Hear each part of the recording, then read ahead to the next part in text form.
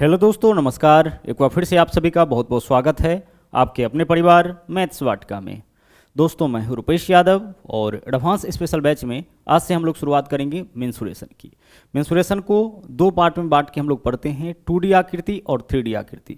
तो सबसे पहले हम लोग 3D को देखेंगे, फिर उसके बाद हम लोग चलेंगे 2D में।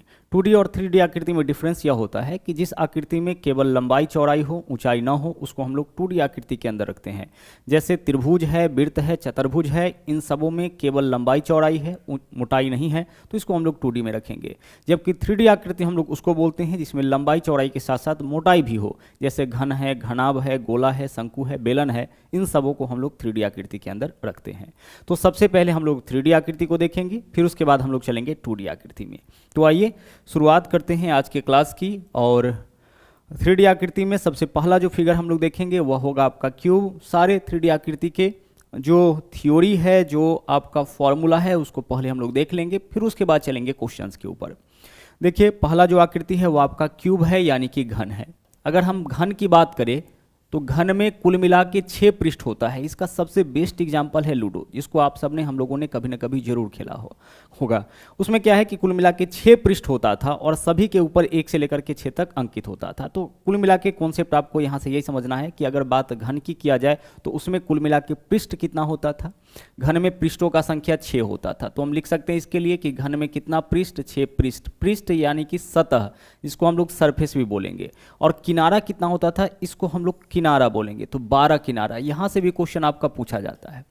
घन में पृष्ठों का संख्या 6 और किनारा कितना होगा, 12। इसके अलावा जो भी इसका पृष्ठ है ना, जो भी पृष्ठ है, कुल मिला के इस तरीके का 6 पृष्ठ आपको मिलेगा। और जो भी पृष्ठ आपको मिलेगा, जो भी सतह मिलेगा इस तरह का, सबका सब क्या होगा, वर्गाकार। तो सभी पृष्ठ जो है वह आपका क्या होगा, सभी पृष्ठ जो है वह वर्गाकार होगा। ठीक है, चलिए। तो अगर बात किया जाए घन का, तो घन में 6 पृष्ठ और 12 किनारा होगा। और प्रत्येक पृष्ठ क्या होगा, प्रत्येक पृष्ठ आपका वर्गाकार होगा। अब यहां से जो इंपॉर्टेंट फॉर्मूला आपको समझना है, जिसको याद रखना है, उसमें से पहला देख लीजिए क्या है। पहला है आयतन। आयतन यानी कि इसको हम लोग बोलेंगे वॉल्यूम। ठीक है, वॉल्यूम कैसे निकालेंगे, वॉल्यूम निकालने के लिए हम लोग करेंगे भुजा क्यूब। अगर घन के प्रत्येक भुजा का लंबाई प्रत्येक किनारे की लंबाई को a से डिनोट करेंगे तो घन का आयतन क्या हो जाएगा, a क्यूब हो जाएगा। उसी तरीके से दूसरा जो आपको याद रखना है इसके अंदर फॉर्मूला, वह है कुल पृष्ठीय क्षेत्रफल, यानी कि टोटल सरफेस एरिया। कुल पृष्ठीय क्षेत्रफल, कुल पृष्ठीय क्षेत्रफल क्या होगा, तो जैसा कि यहाँ पे हमने आपको बताया कि अगर हम बात करें घन का, तो इसमें कुल मिला के कितना पृष्ठ होता है, 6 पृष्ठ। इस तरीके का 6 पृष्ठ होता है और प्रत्येक पृष्ठ वर्गाकार, तो वर्ग का क्षेत्रफल क्या होता है, a स्क्वायर। तो एक पृष्ठ का क्षेत्रफल a स्क्वायर, तो 6 पृष्ठ है तो सभी 6 पृष्ठों का क्षेत्रफल क्या हो जाएगा, 6a स्क्वायर हो जाएगा। प्रत्येक पृष्ठ का क्षेत्रफल a स्क्वायर और पृष्ठों का संख्या इसमें 6 होगा। सरफेस टोटल 6 होता है, तो कुल पृष्ठीय क्षेत्रफल आपका हो जाएगा 6a स्क्वायर।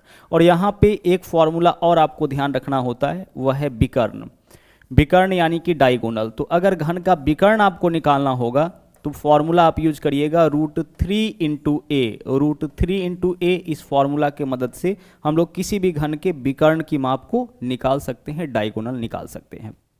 देखिएगा, घन का मतलब क्या होता है, क्यूब। क्यूब यानी क्यूब का मतलब होता है 3। तो आयतन निकालना होगा तो a क्यूब करेंगे। विकर्ण, यहाँ पे भी हम लोग 3 का ही यूज किए हैं, √3 × a। और कुल पृष्ठीय क्षेत्रफल क्या हो जाएगा, 6a स्क्वायर हो जाएगा। जैसे मान लीजिए कि क्वेश्चन में आपसे यह बोला गया कि एक घन के प्रत्येक किनारे की लंबाई, यहाँ पे एक घन के प्रत्येक किनारे की लंबाई आपका दे दिया 5 मीटर। प्रत्येक किनारे का लंबाई कितना दे दिया, 5 मीटर। यानी कि a का जो वैल्यू है वह आपका दे रखा है क्वेश्चन में 5 मीटर। अब अगर आपको निकालना पड़े आयतन तो हम क्या करेंगे, 5 का करेंगे क्यूब। 5 का क्यूब कितना हो जाएगा, 125। और 5 के साथ मीटर भी है तो मीटर का भी हो जाएगा क्यूब, तो 125 मीटर क्यूब। यही क्या होगा, यही आपका आयतन हो जाएगा। ठीक है, आगे चलिए। अगर कुल पृष्ठीय क्षेत्रफल की बात किया जाए तो भुजा का माप 5 है तो कितना हो जाएगा, 6 × 5 का स्क्वायर। तो 5 का स्क्वायर 125, 125 × 5 5 का स्क्वायर 25 और 25 गुने 6 150 स्क्वायर है, तो 150 मीटर स्क्वायर यह आपका हो जाएगा कुल पृष्ठीय क्षेत्रफल। और विकर्ण निकालना होगा तो √3 गुना 5 यानी कि 5√3 मीटर यह इसके विकर्ण का लंबाई हो जाएगा। तो कहने का यह मतलब है कि अगर भुजा का माप दे दे तो उसके मदद से आप क्या कर सकते हैं, भुजा का माप अगर दे दे तो उसके मदद से आप जो है ना वह आयतन भी निकाल सकते हैं, कुल पृष्ठीय क्षेत्रफल भी निकाल सकते हैं और साथ में विकर्ण का लंबाई भी निकाल सकते हैं। कुछ और जरूरी कॉन्सेप्ट आप यहाँ पे देख लीजिए। जैसे कई बार क्वेश्चन इस तरीके से भी दिया जाएगा कि दो घन के भुजाओं में एक अनुपात, इस तरीके से 2:3 का अनुपात है। यहाँ पे क्या दे रखा है, दो घन के भुजाओं का अनुपात, यानी पहला घन का भुजा अगर 2 है तो दूसरे घन का भुजा 3। इस तरीके से भी क्वेश्चन आपका आगे देखने को मिलेगा।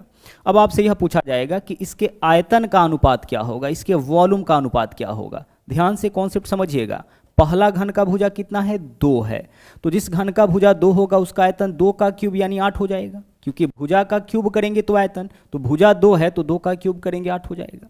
और दूसरा घन का भुजा 3 है तो 3 का क्यूब करेंगे 27, तो दूसरे घन का आयतन निकल गया। तो दोनों घनों के आयतन में क्या अनुपात हो जाएगा, 8:27 का अनुपात हो जाएगा। भुजा का अनुपात दिया है, उसका अगर हम क्यूब करेंगे तो आयतन का अनुपात निकल जाएगा।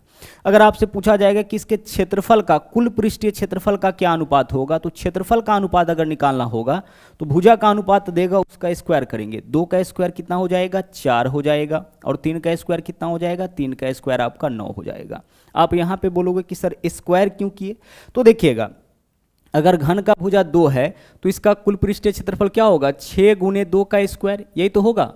और जिसका भुजा 3 है उसका कुल पृष्ठीय क्षेत्रफल 6 गुने भुजा स्क्वायर यानी 3 का स्क्वायर होगा, और यही इसके पृष्ठीय क्षेत्रफल का अनुपात। तो अनुपात का मतलब बट्टा होता है, तो इससे यह वैल्यू आपका कट गया, यानी केवल क्या बचा, केवल बचा भुजा के स्क्वायर का अनुपात। तो इस वजह से हम लोग क्या करते हैं कि क्षेत्रफल का अगर अनुपात निकालना पड़ेगा तो हम इसका करेंगे स्क्वायर, भुजा का क्या करेंगे, स्क्वायर करेंगे। कभी कभी रिवर्स क्वेश्चन भी आपका पूछ दिया जाता है, ठीक है। पहली चीज कि अगर भुजा में अनुपात देगा, क्षेत्रफल में अनुपात पूछेगा तो हम केवल करेंगे स्क्वायर, और अगर आयतन में अनुपात पूछेगा तो हम करेंगे क्यूब। उसी तरीके से मान लीजिए कि क्वेश्चन में ना आयतन का ही अनुपात दे दिया, आयतन का अनुपात 8:27, तो भुजा अनुपात कैसे निकालेंगे, इसका घनमूल कर लेंगे, क्योंकि क्यूब करने पर जब आयतन का अनुपात निकला है तो आयतन का घनमूल कर लेंगे, तो भुजा का अनुपात, तो 8 का घनमूल 2, 27 का घनमूल 3, यही इसके भुजा का अनुपात हो गया, ठीक है। तो आगे जब हम लोग क्वेश्चन करेंगे इस तरीके का तो पूरा जो कॉन्सेप्ट है आपका वो अच्छी तरह से क्लियर हो जाएगा। अब चलते हैं हम लोग अगली आकृति की तरफ। अगला जो आकृति है वह है आपका क्यूबॉइड, यानी इसको हम लोग क्या बोलेंगे, घनाभ बोलेंगे, ठीक है। घनाभ का जो एग्जाम्पल आपका होगा, कमरा घनाभ के आकार का हो सकता है, ईंट घनाभ के आकार का हो सकता है, संदूक, ढेर सारा एग्जाम्पल है जो घनाभ के आकार का हो सकता है। अगर हम बात करें घनाभ का तो इसमें भी आपका 6 पृष्ठ और 12 किनारा होगा, ठीक है। यहाँ पे भी क्या होगा, 6 पृष्ठ और 12 किनारा होगा। यहाँ तक तो कॉन्सेप्ट आपका सेम ही है। आगे देख लीजिए, घन वाला में क्या देखे थे, सभी पृष्ठ जो था वह आपका वर्गाकार था, जबकि यहाँ पे क्या होगा, सभी पृष्ठ आयताकार होगा। सभी पृष्ठ क्या होगा, आयताकार होगा। आयताकार जितना भी पृष्ठ होगा सबका सब क्या होगा आपका, सभी का सभी पृष्ठ आपका आयताकार होगा। इसका सबसे बेस्ट एग्जाम्पल कमरा है, जो आयताकार कमरा है वह आपका एग्जाम्पल किसका है, घनाभ का एग्जाम्पल है, ठीक है। चलिए, घनाभ में भी कुल मिला के अगर सरफेस की बात करें, सतह की बात करें तो 6 सरफेस होगा। जैसे किसी कमरे की बात करें तो एक तो फर्श हो गया, एक छत हो गया, उसके बाद पीछे वाला दीवार, सामने वाला दीवार, और फिर लेफ्ट और राइट, तो कुल मिला के कितना सतह हो जाएगा, 6 हो जाएगा। अब हम जो पहला फॉर्मूला यहाँ पे देखेंगे वह देखेंगे इसका आयतन। तो किसी भी घनाभ का जो आयतन होगा, वॉल्यूम होगा, वह क्या हो जाएगा, लंबाई गुने चौड़ाई गुने ऊंचाई, यानी L into B into h. किसी भी घनाभ का जो आयतन होगा वह क्या होगा, L into B into H. घनाभ के आकार का टंकी भी हो सकता है, पानी का टंकी हो सकता है। अगर आपसे पूछा जाए कि टंकी का आयतन कितना, तो हम क्या करेंगे, लंबाई गुने चौड़ाई गुने ऊंचाई। आयतन किसको बोलते हैं, कोई भी जो आपका आकृति है, कोई भी जो वस्तु है, वह जितना कोई लिक्विड कंटेन कर सकता है वही उसका आयतन कहलाता है। जैसे अगर किसी बाल्टी का आयतन निकालने के लिए आपको बोला जाए, इसका मतलब उस बाल्टी में जितना पानी आ सकता है, कोई भी लिक्विड जितना आएगा वही क्या होगा, वही उसका वॉल्यूम हो जाएगा, ठीक है। तो आयतन निकालने के लिए क्या करेंगे, लंबाई गुने चौड़ाई गुने ऊंचाई, L गुने बी गुने एच। एक तो लंबाई होगा, एक चौड़ाई होगा, और दूसरा क्या होगा, इसमें ऊंचाई होगा। जैसे देख लीजिए, इस पार्ट को हम लोग क्या बोलेंगे, लंबाई बोलेंगे, यह वाला पार्ट जो है वह चौड़ाई, और यह जो पार्ट है यह क्या है आपका, ऊंचाई है। अब अगर हम बात करें इसके कुल पृष्ठीय क्षेत्रफल का, ठीक है। हम अगर बात करें किसी भी घनाभ के कुल पृष्ठीय क्षेत्रफल का, तो देखिए कुल पृष्ठीय क्षेत्रफल क्या होगा, गौर से इस पार्ट को भी समझिएगा। कुल पृष्ठीय क्षेत्रफल आपका हो जाएगा 2 into l b plus b h plus l h. L b plus b h plus l h, यह क्या होगा, किसी भी घनाभ का संपूर्ण पृष्ठीय क्षेत्रफल। सब के साथ दो दो क्यों लगा हुआ है, दो सब के साथ लगा हुआ है, यानी 2LB 2BH 2LH इसलिए लगा हुआ है क्योंकि देखिए अगर कोई कमरा को अगर हम मान लेते हैं कि घनाभ के आकार का है, तो सबसे पहले फर्श का क्षेत्रफल निकालेंगे, तो कितना होगा, लंबाई गुने चौड़ाई। अब जितना फर्श का क्षेत्रफल होगा उतना ही छत का क्षेत्रफल होगा, यानी L गुने बी प्लस L गुने बी, तो इसके लिए क्या लिखेंगे, 2 इंटू L गुने बी, सबके साथ 2 लगा हुआ है। उसी तरह से लेफ्ट वाला दीवार राइट वाला दीवार दोनों का क्षेत्रफल इसके वजह से 2 लगा हुआ होगा, है ना, और एक आगे पीछे वाले दीवार की वजह से आपका यहाँ पे LH के साथ भी 2 लगा हुआ मिलेगा। तो कोई भी जो घनाभ होगा उसका कुल पृष्ठीय क्षेत्रफल क्या होगा, 2 into l b plus b h plus l h. एल का मतलब लेंथ लंबाई, बी का मतलब विड्थ चौड़ाई, और एच का मतलब क्या होगा, ऊंचाई होगा। तो संपूर्ण पृष्ठीय क्षेत्रफल निकालने के लिए हम लोग यही फॉर्मूला यूज करेंगे। और तीसरा जो चीज़ है यहाँ पे वह है विकर्ण। किसी भी घनाभ का जो विकर्ण होगा, इस तरीके से घन का विकर्ण निकाले हैं, डायगोनल निकाले हैं, उसी तरीके से घनाभ का विकर्ण होगा root under l square plus b square plus h square. यह हो जाएगा किसी भी घनाभ का विकर्ण। कोई भी जो घनाभ होगा किसी भी कमरे का विकर्ण का लंबाई root under l square plus b square plus h square. एक चीज़ और देखिएगा, यहाँ से क्वेश्चन आपका ऐसे भी पूछा जाता है कि किसी भी कमरे में रखे जा सकने वाले सबसे लंबे बांस की लंबाई क्या होगी। तो किसी भी कमरे में आप सबसे लंबा बांस किस तरीके से रख सकते हैं, विकर्णवत रख सकते हैं, कोना कानी जब उसको रखिएगा तो सबसे लंबा वस्तु आप वहां पे रख सकते हैं। तो किसी भी कमरे में रखे जा सकने वाली सबसे लंबे बांस की लंबाई, यानी आपसे उस कमरे का विकर्ण पूछा गया है, विकर्ण क्या होगा, root under l square plus b square plus h square. किसी भी डब्बे में रखी जा सकने वाली सबसे लंबे पेंसिल की लंबाई उस डब्बे के विकर्ण के बराबर, और डब्बे का विकर्ण क्या होगा, root under l square plus b square plus h square. आगे चलिए, अब यहाँ पे एक फॉर्मूला और आपको देखना है जो कि इंपॉर्टेंट फॉर्मूला है। अगर हम बात करें किसी कमरे के चारों दीवारों का क्षेत्रफल, किसी भी कमरे के चारों दीवारों का क्षेत्रफल, कमरे के चारों दीवारों का क्षेत्रफल, यहाँ से भी क्वेश्चन आपका आता है। चारों दीवारों का क्षेत्रफल अगर आपको निकालना पड़ जाए, अच्छा चारों दीवारों का क्षेत्रफल कहने का मतलब है कि हमें क्या करना है, फर्श और छत को छोड़ देना है, केवल चारों दीवारों को लेना है। तो यह होता है आपका 2 इंटू लंबाई प्लस चौड़ाई गुना ऊंचाई, ठीक है, 2 इंटू लंबाई प्लस चौड़ाई गुना ऊंचाई। इसका भी उपयोग हम लोग बहुत ही ज़्यादा करने वाले हैं। किसी भी कमरे के चारों दीवारों का क्षेत्रफल निकालना होगा तो हम फॉर्मूला क्या यूज करेंगे, 2 इंटू लंबाई प्लस चौड़ाई गुने ऊंचाई।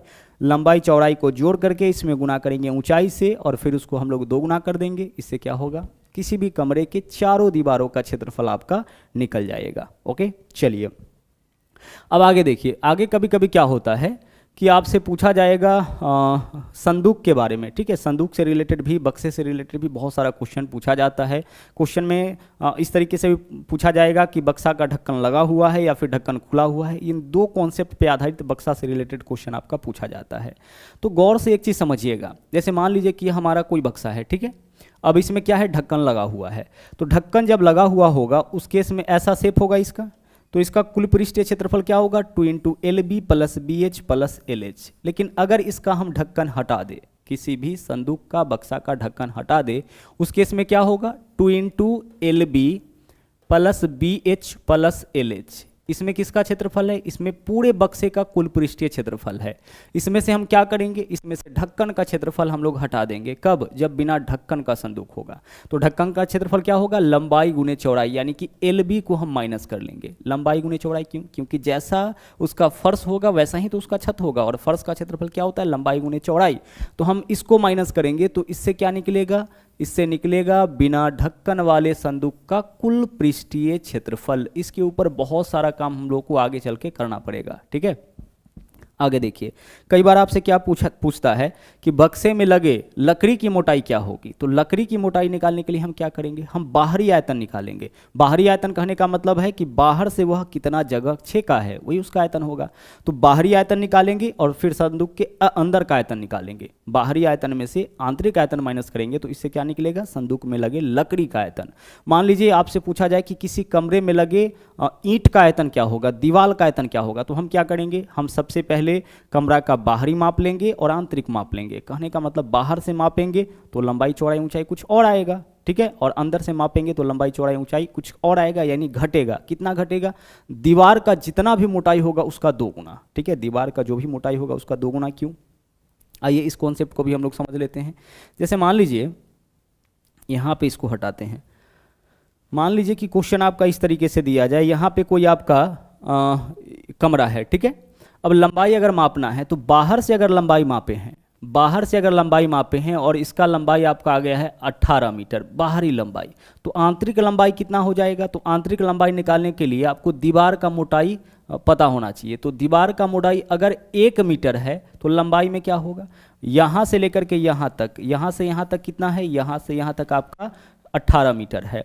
अब दीवार का मोटाई 1 मीटर है तो 1 मीटर इधर और 1 मीटर इधर, यानी कुल मिला के अंदर में कमी कितना का आ जाएगा, 2 मीटर का। तो जितना भी दीवार का मोटाई होगा, लकड़ी का मोटाई होगा, उसका 2 गुना का कमी आ जाता है लंबाई में, उसका 2 गुना का कमी आ जाएगा चौड़ाई में, और उसका 2 गुना का कमी आ जाएगा ऊंचाई में। लेकिन अगर ढक्कन खोल दे उस केस में क्या होगा, ढक्कन है ही नहीं, तो लंबाई में 2 गुना का कमी, चौड़ाई में भी 2 गुना का कमी, लेकिन ऊंचाई में जितना लकड़ी का मोटाई होगा उतना का ही कमी आएगा। तो जब क्वेश्चन देखेंगे तो इन कॉन्सेप्ट को और अच्छी तरह से क्लियर कर लेंगे, ठीक है। चलिए, तो घन हो गया और घनाभ हो गया। घन में क्या होता है आपका 6 पृष्ठ और 12 किनारा, घनाभ में भी क्या होगा, 6 पृष्ठ और 12 किनारा होगा। घन का आयतन क्या होता है, भुजा क्यूब होता है। कुल पृष्ठीय क्षेत्रफल 6a² हो जाएगा, विकर्ण √3 × a होगा। उसी तरीके से घनाभ की बात करें तो इसका आयतन लंबाई गुने चौड़ाई गुने ऊंचाई होगा। कुल पृष्ठीय क्षेत्रफल 2 × LB + BH + LH होगा। और विकर्ण क्या हो जाता है इसका, √L² + BH² + H²। एक चीज़ और पूछा जाता है इसमें, देख लीजिए, संलग्न सतह का क्षेत्रफल, तो एक सतह का क्षेत्रफल होगा LB, दूसरे सतह का क्षेत्रफल होगा BH और तीसरे सतह का क्षेत्रफल होगा LH। अगर संलग्न सतह का क्षेत्रफल पूछा जाए तो हम यही निकालेंगे, LB, BH और LH कुल मिला के जो संलग्न, कोई 3 संलग्न क्षेत्रफल का क्षेत्रफल निकालेंगे। जैसे एक तो यह हो गया, दूसरा यह वाला और तीसरा यह वाला। इन सब का क्षेत्रफल क्या होगा, एक का LB, एक का BH और तीसरा LH हो जाएगा, ठीक है। चलिए अगला देख लीजिए, अगला है आपका स्फेयर, स्फेयर यानी कि गोला। तो अब हम लोग चलते हैं गोला में। गोला की अगर हम बात करें, जैसे इस तरीके से आपका गोला का जो एग्जाम्पल होगा वो आपका फुटबॉल हो सकता है, और भी कई सारा चीज़ है जो आपका एग्जाम्पल किसका हो सकता है, गोला का हो सकता है। खुद गोली जो है वो आपका एग्जाम्पल गोला का होगा। अब यहाँ पे देखिए, केंद्र बिंदु से परिधि को मिला दिए, यह क्या होगा, यह आपका त्रिज्या होगा। यह एक 3D आकृति है, ध्यान रखिएगा, सर्किल नहीं है। यह क्या है आपका, एक 3D आकृति है। और गोला की बात करें तो गोला का त्रिज्या को हम किससे डिनोट करेंगे, R से डिनोट करेंगे। एक चीज़ यहाँ पे आपको समझना है कि गोले का जो ऊंचाई होता है, पहला चीज़, गोला का जो क्या होगा आपका ऊंचाई, ऊंचाई को हम किससे डिनोट करते हैं, H से डिनोट करते हैं। वह कितना होगा, यहाँ से यहाँ तक अगर मिला देंगे तो यही इसका ऊंचाई होगा, यानी R + R कितना हो जाएगा, 2R। तो गोला का अगर कभी ऊंचाई निकालना पड़े तो आपको क्या करना है, त्रिज्या का 2 गुना कर देना है। दूसरा, गोला का आयतन देखिएगा क्या होगा, वॉल्यूम क्या होगा, गोला का आयतन होता है 4/3 πr³। यही क्या होता है, गोला का आयतन होता है, ठीक है। गोले का आयतन 4/3 πr³। इसके अलावा गोला का कुल पृष्ठीय क्षेत्रफल, कोई भी जो गोला है उसका कुल पृष्ठीय क्षेत्रफल कितना होगा, तो इसका कुल पृष्ठीय क्षेत्रफल होता है आपका 4πr², ठीक है, 4πr²। जहाँ भी सर्कल होगा वहाँ पे पाई आएगा, गोला का मतलब यहाँ भी सर्किल होगा। तो कुल पृष्ठीय क्षेत्रफल क्या होगा, 4πr²। ऊंचाई त्रिज्या का 2 गुना हो जाएगा, आयतन 4/3 πr³, ठीक है। और कुल पृष्ठीय क्षेत्रफल क्या होगा, 4πr² हो जाएगा। अब इसी में क्या होता है कि कभी कभी आपका खोखला गोला दे देता है। तो अगर आपसे खोखले गोले का, ठीक है, गोला खोखला है, खोखले गोले का आयतन निकालना हो तो हम क्या करते हैं कि गोला के बाहरी खोखले गोले का आयतन, खोखले गोले का क्या निकालना है हम लोग को, आयतन यानी कि वॉल्यूम निकालना है। तो हम क्या करेंगे, गोले के बाहरी आयतन में से आंतरिक आयतन को माइनस करेंगे, यानी हम लिखेंगे 4/3 पाई, और यहाँ पे लिखेंगे हम लोग कैपिटल आर का क्यूब माइनस स्मॉल आर का क्यूब, यानी बाहरी त्रिज्या और आंतरिक त्रिज्या दोनों दे रखा होगा। बाहरी त्रिज्या को हम लोग कैपिटल आर से और आंतरिक त्रिज्या को स्मॉल आर से, यानी बड़ा वाला त्रिज्या को कैपिटल आर से और छोटे वाली त्रिज्या को स्मॉल आर से दर्शाएंगे। तो इससे क्या निकलेगा, खोखले गोले का आयतन क्या होगा, 4/3 पाई कैपिटल आर का क्यूब माइनस स्मॉल आर का क्यूब। हम क्या करेंगे, बाहरी आयतन में से, जैसे मान लीजिए कि इस तरीके से आपका गोला बना हुआ है, अब खोखले गोले का आयतन निकालना है। यहाँ से यहाँ तक का त्रिज्या स्मॉल आर है और यहाँ से यहाँ तक का कैपिटल आर है। तो हम क्या करेंगे, बाहरी गोले के आयतन में से आंतरिक गोले के आयतन को माइनस करेंगे, यानी 4/3 कैपिटल आर का क्यूब माइनस स्मॉल आर का क्यूब। तो यह जो फॉर्मूला है वह आपका रिलेटेड है गोला से, स्फेयर से। आगे जब क्वेश्चन हम लोग करेंगे तो इसका भी बहुत ही ज़्यादा उपयोग हम लोग करेंगे, ठीक है।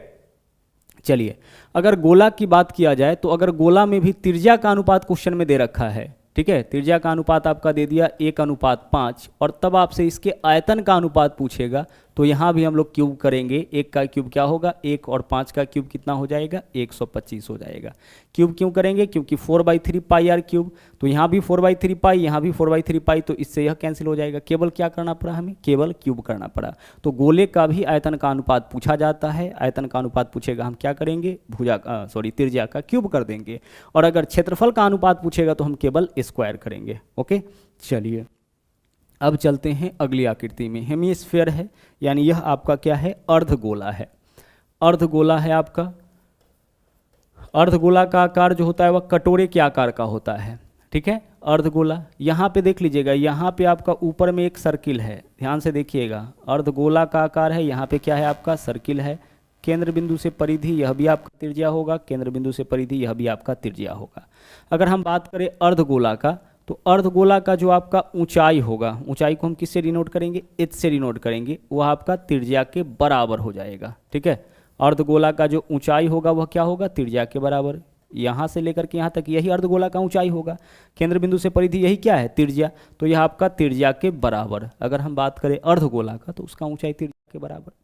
दूसरी चीज कि अर्धगोले का जो आयतन होगा, यानी कि जो इसका वॉल्यूम होगा वह कितना होगा, गोला का क्या था 4/3, तो इसका क्या होगा 2/3, आधा उसका 2/3 पाई आर क्यूब। अर्धगोले का 2/3, गोले का 4/3। तीसरा जो यहाँ पे आपको समझना है वह है कुल पृष्ठीय क्षेत्रफल। तो अर्धगोले का कुल पृष्ठीय क्षेत्रफल क्या होगा सर, इसका कुल पृष्ठीय क्षेत्रफल जो है वह कितना हो जाएगा, गोले का कितना था 4, तो यहाँ पे 2 हो जाएगा, लेकिन एक सर्कल यहाँ पे भी बन जाता है, तो इस वजह से 3 पाई आर स्क्वायर है ना, 2 पाई हो जाएगा आपका। गोला का होता है 4, तो इसका 2 पाई होगा, लेकिन एक सर्कल यहाँ ऊपर भी बन रहा है, तो इस वजह से क्या होगा 3 पाई आर स्क्वायर होगा। तो अर्धगोला का कुल पृष्ठीय क्षेत्रफल 3 पाई आर स्क्वायर, ऊंचाई जो होगा वह त्रिज्या के बराबर, आयतन 2/3 पाई आर क्यूब, कुल पृष्ठीय क्षेत्रफल 3 पाई आर स्क्वायर, ठीक है। चलिए अब हम लोग चलेंगे अगली आकृति में। अगला देख लीजिए, अगला जो शेप है वह आपका है सिलेंडर यानी कि बेलन। बहुत ही इंपॉर्टेंट है यह भी आपका बेलन। देखिए अगर हम बात करें बेलन की, यहाँ पे देखिए आपका बेलन है, ऊपर में भी एक सर्किल होगा और नीचे में भी क्या होगा, एक सर्किल होगा, यानी इसका जो बेस होगा वह आपका कैसा होगा, इसका जो बेस होगा वह आपका ना वृत्ताकार होगा, ठीक है। चलिए यह आपका बेलन हो गया, और इसको हम लोग एच से डिनोट करेंगे, यह क्या होगा, इसका ऊंचाई होगा। और केंद्र बिंदु से परिधि अगर हम मिला दिए तो यही क्या होगा, इसका यही आपका इसका त्रिज्या हो जाएगा, ठीक है। यह त्रिज्या हो गया और यह क्या है, ऊंचाई है। अगर हम बात करें बेलन का, तो बेलन का जो आयतन होगा, वॉल्यूम होगा, वह क्या हो जाएगा सर, बेलन का जो आयतन होता है वो होता है pi r square into h. Pi r square वृत्त का क्षेत्रफल, इसी में गुना करेंगे ऊंचाई से, pi r square into h, ठीक है। चलिए आगे देखिए, दूसरा क्या है इसमें, आयतन के बाद है इसका वक्र पृष्ठीय क्षेत्रफल, ठीक है। वक्र पृष्ठीय क्षेत्रफल, या इसको तिर्यक पृष्ठीय भी बोला जाता है, वक्र पृष्ठीय क्षेत्रफल। वक्र पृष्ठीय क्षेत्रफल का मतलब होता है जो वक्राकार भाग है, वक्राकार भाग मतलब जो उभरा हुआ भाग है उसका क्षेत्रफल, ठीक है। वक्र पृष्ठीय मतलब जो उभरा हुआ भाग है उसका क्षेत्रफल क्या होता है, यह होता है आपका 2 पाई आर एच, यह होता है वक्र पृष्ठीय क्षेत्रफल। और तीसरा इसमें हमें पता करना है कुल पृष्ठीय क्षेत्रफल, ठीक है। कुल पृष्ठीय क्षेत्रफल, इसका जो कुल पृष्ठीय क्षेत्रफल होता है ना, कुल पृष्ठीय क्षेत्रफल, यह आपका कितना हो जाता है? अगर हम इसके कुल पृष्ठीय क्षेत्रफल की बात करें, अगर किसी भी बेलन के कुल पृष्ठीय क्षेत्रफल की बात करें तो यह आपका कितना हो जाएगा? 2πr तो होगा ही, इसके अलावा एक नीचे सर्कल और एक ऊपर सर्कल, तो πr स्क्वायर, तो πr square plus πr square 2πr square, तो 2πrh में यहाँ पे जो 2πrh आया यह वक्र पृष्ठीय क्षेत्रफल है, इसमें 2πr स्क्वायर ऐड कर लीजिए, तो 2πr यहाँ भी है, तो हम 2πr कॉमन ले लेते हैं, तो 2πr अगर कॉमन ले लेते हैं तो इसमें क्या बचेगा? h, और इधर क्या बचेगा? r, तो h प्लस r या r प्लस h एक ही बात है। तो यह क्या होता है? यह होता है आपका किसी भी बेलन के संपूर्ण पृष्ठीय क्षेत्रफल। संपूर्ण पृष्ठीय क्षेत्रफल क्या होगा? 2πr into r plus h। अगर हम बात करें किसी भी बेलन का, ठीक है, बेलन का, तो कुल पृष्ठीय क्षेत्रफल 2πr into r plus h होगा, जबकि वक्र पृष्ठीय क्षेत्रफल क्या होगा? 2πrh होगा, जबकि आयतन इसका होगा πr स्क्वायर h। ठीक है, चलिए, गोला का आयतन πr स्क्वायर h, कुल पृष्ठीय क्षेत्रफल 2πrh, वक्र पृष्ठीय क्षेत्रफल यानी कि लेटरल सरफेस एरिया, और कुल पृष्ठीय क्षेत्रफल यानी कि टोटल सरफेस एरिया, यह आपका इतना हो जाएगा। अब चलते हैं हम लोग अगली आकृति में। अगला जो आकृति है वह है आपका कोण यानी कि शंकु। ठीक है, चलिए, शंकु है। यहाँ पे देखिए इसका भी जो बेस है वह क्या है? वृत्ताकार है, और केंद्र बिंदु से परिधि इसको मिला देंगे। यहाँ पे आपका देखिएगा केंद्र बिंदु से परिधि मिलाए, यह क्या कहलाएगा? इसका त्रिज्या, इसको r से डिनोट करेंगे। यहाँ से लेकर के यहाँ तक की दूरी को इसको हम h से डिनोट करेंगे, और यह जो है आपका इसको हम किससे डिनोट करेंगे? l से डिनोट करेंगे। ध्यान से समझिएगा, अगर शंकु को गौर से देखिएगा तो इसका जो h है, r है और l है, इसमें वही संबंध है जो समकोण त्रिभुज के लंब, आधार और कर्ण में होता है। यह क्या हो जाएगा? यह आपका समकोण त्रिभुज के हिसाब से कर्ण हो जाएगा, यह आपका लंब हो जाएगा, और यह क्या होगा? आधार होगा। तो वहाँ पे हम लोग एक रिलेशन पढ़े थे। क्या रिलेशन पढ़े थे? कर्ण का स्क्वायर यानी कि l स्क्वायर बराबर लंब का स्क्वायर जोड़ आधार का स्क्वायर यानी कि h square plus r square, यह आपका यहाँ पे भी लागू होता है। तो कहने का यह मतलब है कि अगर शंकु का ऊंचाई, इसको हम लोग बोलते हैं ऊंचाई, और यह कहलाता है तिर्यक ऊंचाई, तो ऊंचाई, तिर्यक ऊंचाई और त्रिज्या, इन तीनों में से कोई दो दे करके तीसरा आपसे पूछेगा तो हम यहाँ पे इस थ्योरम का अप्लाई कर लेंगे। यह आपका पाइथागोरस थ्योरम ही है। इसका उपयोग करके हम लोग क्या करेंगे? हम उस मिसिंग डाटा का वैल्यू निकाल सकते हैं। जैसे l और h देगा तो r निकाल लेंगे, r और h देगा तो l निकाल लेंगे। जैसे l निकालना होगा, स्क्वायर है इस तरफ जाएगा तो रूट करेंगे, यानी root under h square plus r square. अगर h निकालना होगा तो r स्क्वायर को इस तरफ लाइए, स्क्वायर है तो रूट करेंगे, यानी root under l square minus r square, यानी h और r में से कुछ भी निकालना होगा तो l स्क्वायर में से माइनस करेंगे, जबकि l निकालना होगा तो h और r को प्लस करेंगे। ठीक है, यह आपका राइट एंगल ट्रायंगल का कॉन्सेप्ट है, जो आगे भी हम लोग को फिर से देखना है।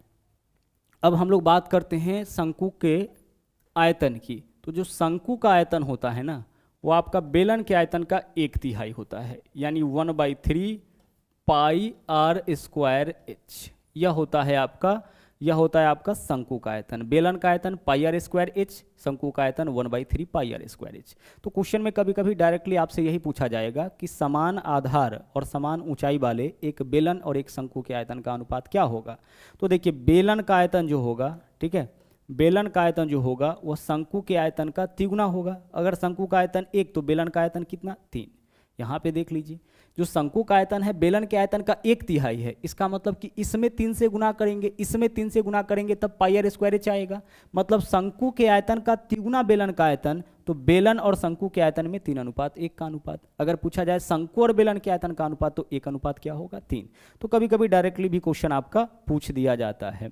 ध्यान रखिएगा कि समान आधार और ऊंचाई वाला अगर एक बेलन और एक शंकु दोनों बनाया गया, उस केस में क्या होगा कि जो शंकु का आयतन होगा वह बेलन के आयतन के 1/3 के बराबर। तो क्वेश्चन में कभी कभी क्या करता है कि बेलन का आयतन देकर के सीधे शंकु का आयतन पूछेगा, हम 1/3 कर देंगे। शंकु का आयतन देकर के बेलन का आयतन पूछेगा, हम उसको तिगुना कर देंगे। ठीक है, चलिए बात करते हैं अब हम लोग इसके वक्र पृष्ठीय क्षेत्रफल की।